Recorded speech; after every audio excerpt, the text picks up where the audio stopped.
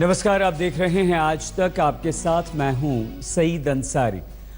नोटों को बदलने की टेंशन अब आम आदमी तक को होती थी, लेकिन आज से ये टेंशन राजनीतिक पार्टियों को भी सताएगी, क्योंकि आज संसद का सत्र शुरू हो रहा है और इस वक्त विपक्षी दलों के पास सबसे बड़ा मुद्दा है नोटबंदी। करेंसी बदलने के फैसले को लेकर विपक्षी पार्टियों ने हाथ मिला लिया है। सभी ने संसद से लेकर सड़क तक मोदी सरकार को घेरने की तैयारी कर ली है। नोटबंदी के मुद्दे पर घमासान की रणनीति तैयार हो चुकी है। मोदी सरकार को संसद से सड़क तक घेरने के लिए विपक्ष ने एकजुटता दिखाई है और विपक्ष का दावा है कि अब ये शक्ति प्रदर्शन संसद के अंदर और सड़कों पर भी दिखेगा। संसद में सरकार को नोटबंदी और सर्जिकल स्ट्राइक समेत तमाम मुद्दों पर घेरने के लिए विपक्ष ने आज फिर बैठक बुलाई है। तो वहीं टीएमसी चीफ ममता बनर्जी ने नोटबंदी के खिलाफ राष्ट्रपति भवन तक मार्च निकालने का फैसला किया है और इन सब के बीच पीएम ने अपील की है कि विपक्ष संसद में बहस करे, लेकिन सदन में हंगामा करके जनता का समय बर्बाद न करे। दरअसल कल शाम को सर्वदलीय मीटिंग के बाद विपक्षी दलों ने फिर से मिलकर ठोस रणनीति बनाने की तैयारी की है। पीएम की अपील का कोई असर नहीं हुआ। ममता और उनकी पार्टी नोटबंदी के फैसले को वापस लेने की मांग कर रही हैं। सरकार की घेराबंदी को लेकर बाबा रामदेव ने मोर्चा संभाल लिया है। वो विपक्षी दलों पर खूब बरस रहे हैं। मोदी सरकार के खिलाफ विपक्ष कई बैठकें कर चुका है। सबने मिलकर दोनों सदनों में केंद्र पर हमला बोलने की प्लानिंग की है, मगर रणनीति अभी किसी नतीजे पर पहुंचती नहीं दिख रही। टीएमसी, शिवसेना और आम आदमी पार्टी नोटबंदी के फैसले पर केंद्र सरकार को घेरना चाहती हैं, तो वहीं कांग्रेस सर्जिकल स्ट्राइक के राजनीतिकरण को लेकर मोदी सरकार पर सवाल उठाना चाहती है। वहीं जेडीयू चाहती है कि न्यायपालिका के साथ केंद्र का टकराव और जजों की नियुक्ति के मुद्दे पर सरकार को कि कोई भी एक्शन, कोई भी कदम उठाना है तो सब लोग कलेक्टिवली उठाएंगे। वो एक राय होकर के देश के अंदर संसद में जाना है, पार्लियामेंट के भीतर जाना है या राष्ट्रपति जी के पास जाना है, कदम जो है वो एकता का होगा। यानी साफ है कि विपक्ष मोदी सरकार को हर तरफ से घेरना चाहता है, मगर सवाल ये है कि जब किसी एक ही मुद्दे पर सबकी राय एक होगी तभी विपक्ष अपनी रणनीति में सफल होगा। और नोटबंदी के मसले पर फिलहाल कांग्रेस समेत तमाम पार्टियों को ये बड़ा मुद्दा नहीं लग रहा, क्योंकि ज्यादातर जनता इसके विरोध में नहीं है। इसलिए ब्लैक मनी के खिलाफ उठाए गए इस बड़े कदम पर राजनीतिक पार्टियों को हर कदम फूंक फूंक कर रखना होगा। आज तक ब्यूरो। आज से बैंकों में लोगों की भीड़ कम होने के आसार हैं। आरबीआई ने नोट बदलवाने वाले लोगों के हाथ पर स्याही लगाने को कहा है। इससे एक ही शख्स के बार बार बैंक आने पर रोक लग जाएगी, क्योंकि 24 नवंबर तक एक शख्स सिर्फ एक ही बार नोट बदलवा सकता है। इसके अलावा माइक्रो एटीएम और मोबाइल कैश वैन से भी नई करेंसी को लेकर लोगों की समस्याएं कम होंगी। बैंकों और एटीएम के बाहर बढ़ती भीड़ को कम करने के लिए मोदी सरकार ने मास्टर स्ट्रोक खेला है। अब लाइन में खड़े रहने वालों की परेशानी कम होगी और जानबूझकर लाइन लगाने वालों की मुश्किलें बढ़ेंगी। आइए आपको बताते हैं कि बैंकों में आपकी परेशानी कम करने के लिए रिजर्व बैंक की ओर से क्या कदम उठाए गए हैं।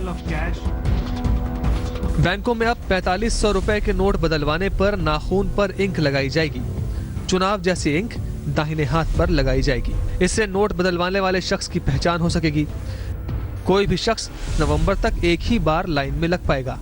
अगर ज्यादा रकम चाहिए तो वो अपने खाते में पैसे जमा करा सकता है, मगर उन पर तक सिर्फ एक ही बार नोट बदले जाएंगे। वो ऑपरेटिंग इंस्ट्रक्शंस बैंकों को दिया जाएगा।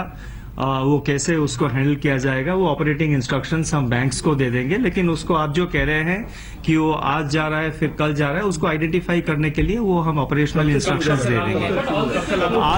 आज से इंडेलिबल इंक जो है आज से मेजर सिटीज में आज से वो शुरू हो जाएगा। इसके अलावा रिजर्व बैंक ने लोगों से भीड़ कम करने और ब्लैक मनी को लेकर कुछ चीजों पर अमल करने की अपील की है।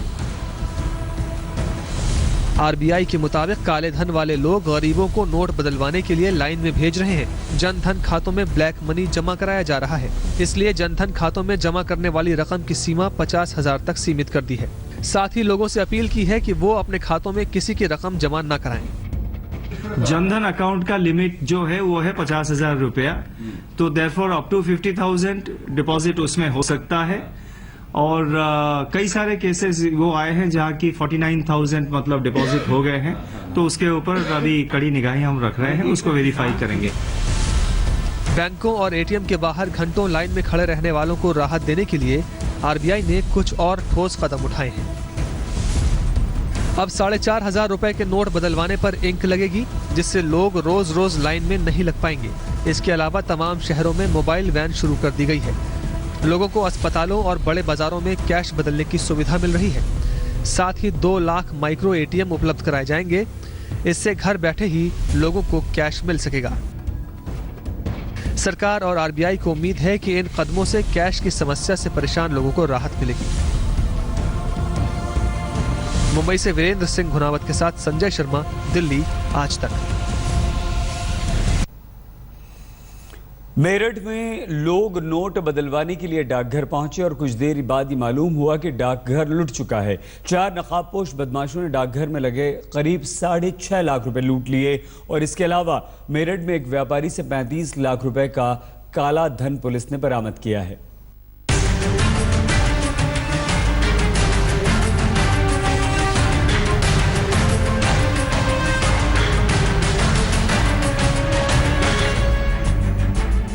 देश के लोग नोट बदलवाने के लिए पसीना बहा रहे हैं। वहीं मेरठ में कैश को लेकर 3 घटनाएं सामने आई हैं। मेरठ के सरधाना में 4 बाइक सवार बदमाशों ने 6 लाख से ज्यादा कैश लूट लिया, तो वहीं एक व्यापारी से 500 और 1000 के नोटों वाले 35 लाख रुपए बरामद किए गए। और दूसरी तरफ मेरठ में 2000 रुपए बदलवाने के लिए लाइन में खड़े एक बुजुर्ग की मौत हो गई। सबसे हैरान करने वाली घटना पोस्ट ऑफिस से कैश लूटने की है। 15 नवंबर की शाम को डाकघर बंद होने से पहले 4 बाइक सवार बदमाश मुंह पर कपड़ा बांधकर पहुंचे।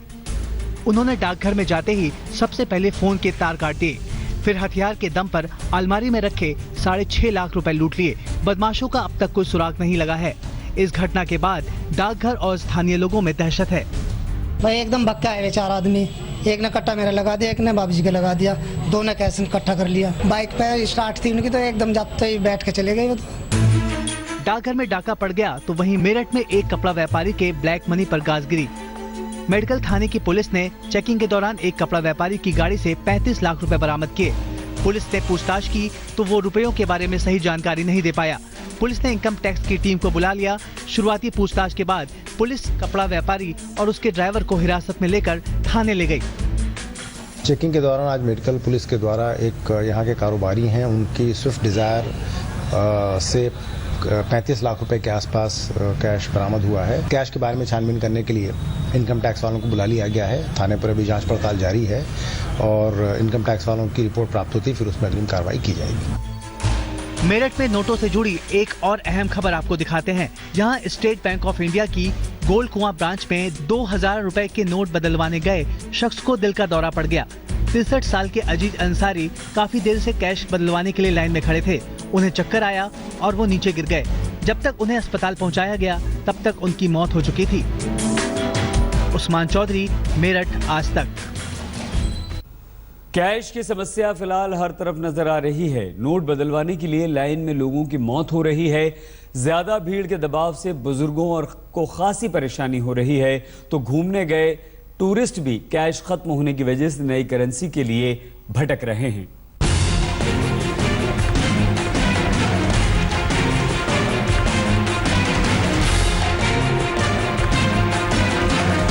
कैश के लिए बैंक और एटीएम की लाइन में लगने वालों की मुश्किलें फिलहाल कम नहीं हुई हैं।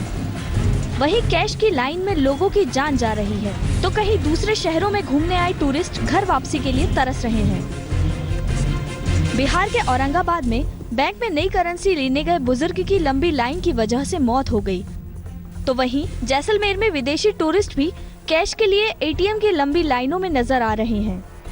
हरिद्वार गए तमाम सैलानी कैश न मिल पाने की वजह से वहीं फंस गए हैं। सबसे दुखद पहलू ये है कि कैश के लिए लाइन में लगने वाले कई बुजुर्गों की मौत की खबर आ चुकी है। 15 नवंबर को बिहार के औरंगाबाद में रहने वाले पूर्व फौजी सुरेंद्र शर्मा बैंक गए थे। अपने खाते से 10,000 रुपए निकालने पहुंचे सुरेंद्र लंबी लाइन की वजह से बेहोश हो गए। उन्हें अस्पताल पहुंचाया गया, जहां डॉक्टरों ने उन्हें मृत घोषित कर दिया। अब आपको तीर्थ नगरी हरिद्वार में कैश के चक्कर में बुरी तरह फंसे सैलानियों का दर्द दिखाते हैं। बिहार से हरिद्वार घूमने आए राधा किशन को पोस्ट ऑफिस से नए नोट नहीं मिल रहे हैं। कहा जा रहा है कि कैश खत्म हो गया है। अब वो ना तो होटल में ठहर सकते हैं और यहाँ तक कि खाना खाने के लिए भी कैश नहीं है।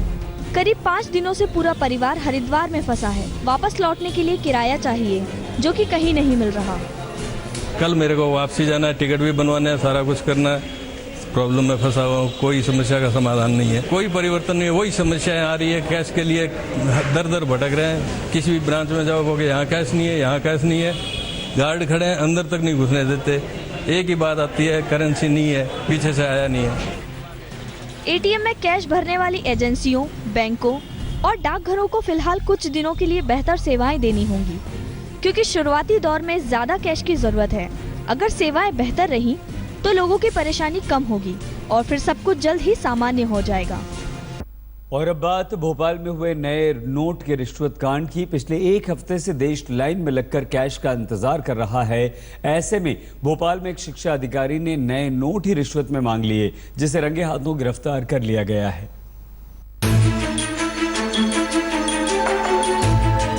नए नोटों के लिए पूरा देश जहां लंबी लंबी कतारों में खड़ा है, वहीं घूसखोरी करने वाले अधिकारी अब भी नए नोटों में रिश्वत की डिमांड करने लगे हैं।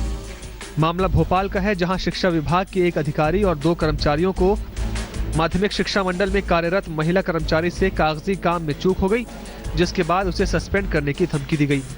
आरोप है कि निलंबन को रोकने के लिए 1 लाख रुपए की मांग हुई।